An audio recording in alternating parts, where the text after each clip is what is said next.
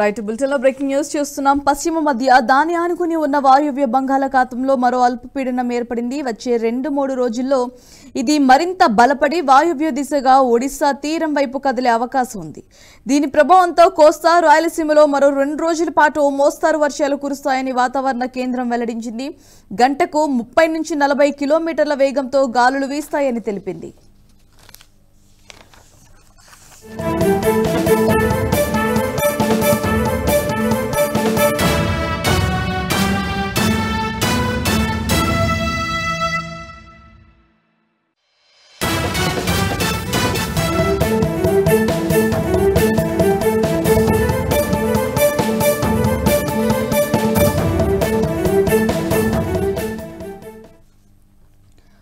ఓ పక్క ఎడతెరిపి లేని వానలు, మరోపక్క గోదావరికి ఎగువ నుంచి భారీగా వస్తున్న వరద కంటిపై కునుకు లేకుండా చేస్తున్నాయి. బంగాళాఖాతంలో ఏర్పడిన అల్పపీడన ప్రభావంతో ఏపీలో ముమ్మరంగా వర్షాలు కురుస్తున్నాయి.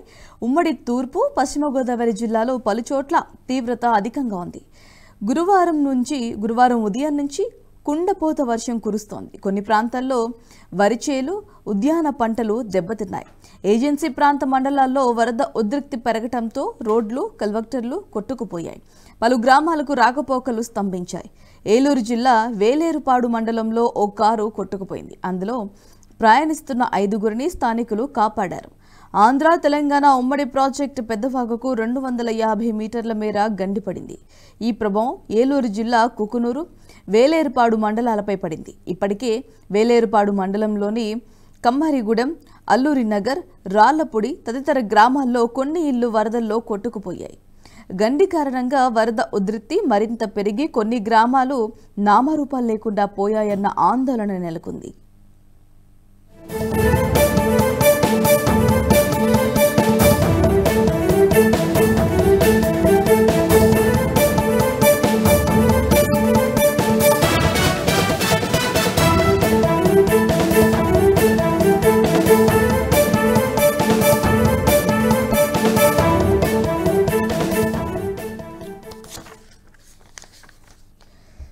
తెలంగాణలో కూడా భారీ నుంచి అతి భారీ వర్షాలు కురిసే అవకాశం ఉందని తెలిపింది వాతావరణ శాఖ.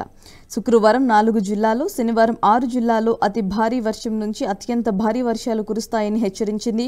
ఈ మేరకు ఆయా జిల్లాలకు రెడ్ అలర్ట్ జారీ చేసింది. ములుగు, భద్రాద్రి కొత్తగూడెం, ఖమ్మం, మహబూబాబాద్ జిల్లాలో ఇవాళ అత్యంత భారీ వర్షాలు కురిసే అవకాశం ఉందని తెలిపింది.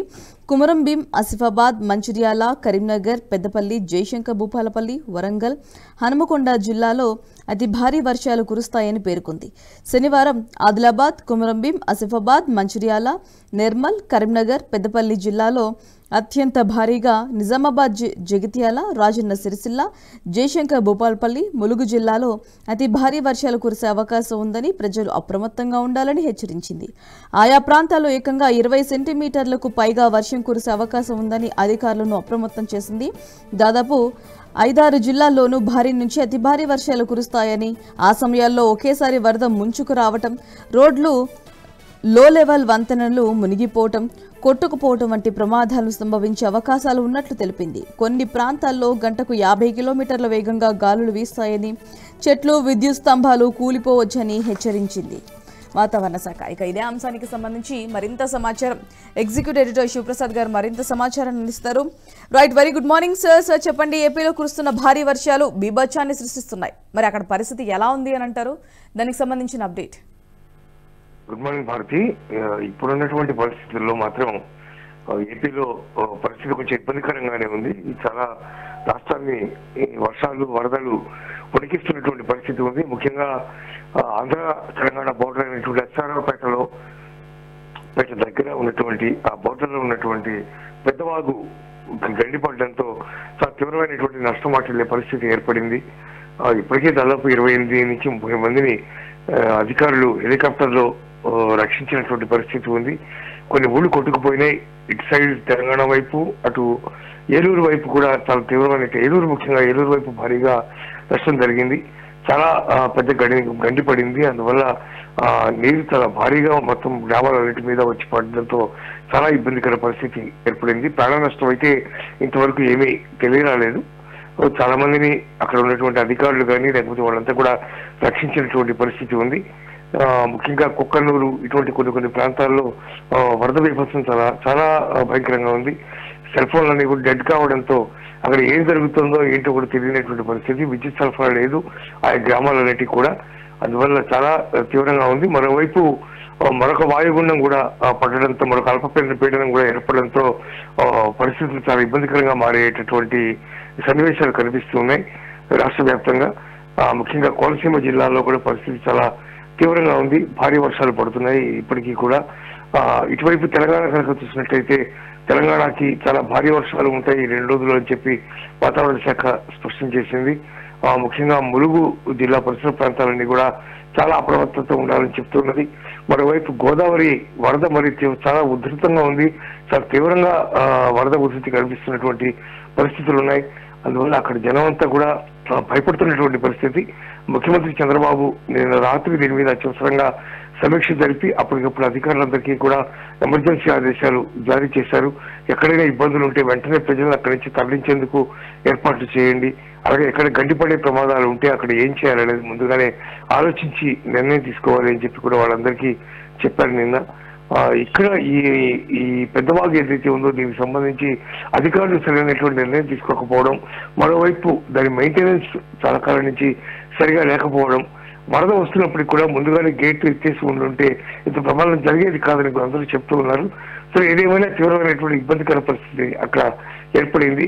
అక్కడ ఉన్నటువంటి ఒక వైద్య శాఖకు సంబంధించినటువంటి ఒక అధికారిని తనకున్నటువంటి పరిచయాలతో అటు స్థానిక ఎమ్మెల్యేకి, జిల్లా కలెక్టర్కి, అలాగే మంత్రి తుమ్మల నాగేశ్వరరావుకి వీళ్ళందరికీ కూడా ఇన్ఫర్మేషన్ ఇవ్వడంతో ప్రభుత్వం చాలా వేగంగా స్పందించి అక్కడ అధికారులతో కూడా మాట్లాడి, అక్కడ సీఎస్ తో కూడా మాట్లాడి ఈ తెలంగాణ బార్డర్లో ఉన్నటువంటి ప్రజలను రక్షించారు.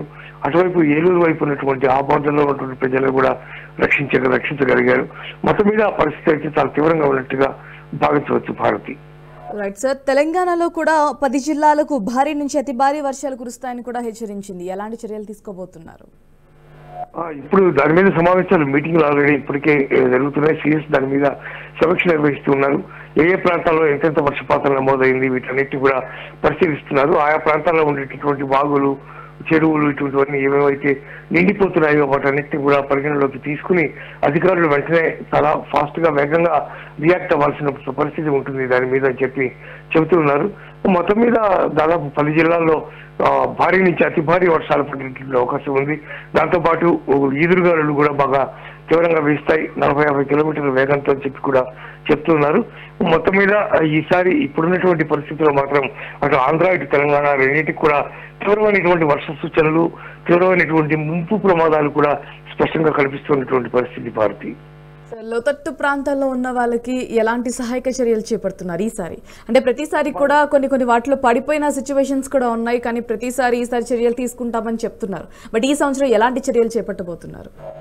ఈసారి అందరినీ కూడా ముందే అక్కడి నుంచి తరలించేటటువంటి ఏర్పాటు చేస్తున్నారు. ఎక్కడెక్కడైతే ప్రమాద సంకేతాలు కనిపిస్తున్నాయో, ఎక్కడెక్కడైతే వర్ష బీభత్సం ఎక్కువగా ఉందో, ఎక్కడెక్కడ ప్రజలందరూ కూడా ఆశ్రయం కోల్పోతున్నారో అటువంటి చోట్ల వీళ్ళని తొందరగా అక్కడి నుంచి ముందు ప్రజలందరినీ కూడా అక్కడి నుంచి తరలిస్తున్నారు. తుఫాన్ షెల్టర్స్ కి సేఫ్టీగా ఎక్కడ ఉంటుందో అటువంటి ప్రాంతాలన్నింటికి కూడా తరలిస్తున్నటువంటి పరిస్థితి కనిపిస్తోంది. ఈసారి అధికారులు కొంచెం ముందుగానే ఏర్పాట్లు చేసుకుంటున్నట్టుగా మనకు స్పష్టంగా అర్థమవుతుంది.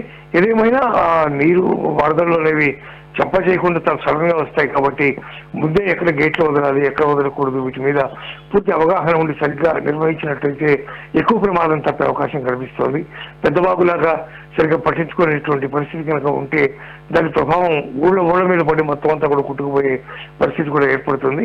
ఏదేమైనా ఈసారి తెలంగాణ ప్రభుత్వం కానీ అటు ఆంధ్ర ప్రభుత్వం కానీ ఇద్దరు కూడా పరస్పరం మాట్లాడుకుంటూ, సీఎస్లు ఇద్దరు మాట్లాడుకుంటూ ఏం చేయాలి అనే దాని మీద నిర్ణయాలు తీసుకుంటున్నారు. ముఖ్యంగా బోర్డర్లో ఉన్నటువంటి గ్రామాలు ఏమైతే ఉన్నాయో గ్రామాలకు సంబంధించి ఎప్పటికప్పుడు మాట్లాడుకుంటూ ఉన్నారు. ఏదేమైనా ఇటు ములుగు కానీ లేకపోతే భద్రాద్రి తదితర ప్రాంతాల్లో రాబోయేటటువంటి వరద ముంపు కానీ వర్షపు ముంపు కానీ వాటన్నిటికి కూడా సరైనటువంటి ఏర్పాట్ల దిశగా తెలంగాణ ప్రభుత్వం కూడా ముందుకు సాగుతున్నట్టుగా కనిపిస్తుంది Bharati. Right sir, thanks for the update.